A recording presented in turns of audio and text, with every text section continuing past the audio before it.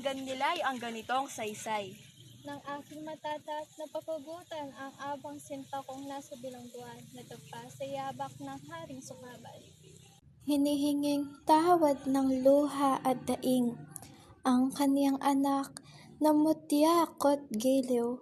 Ang sagot ay kung di kusa kong tanggapin, ang pagsinta niya'y di patatawarin.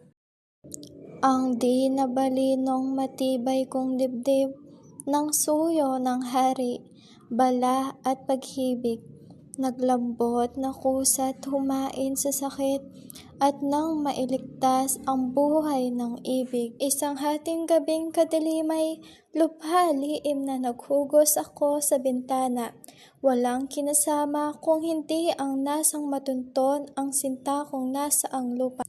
May ilan ng taon ako'y naglagalag na pinapalasyo ang bundok at gubat.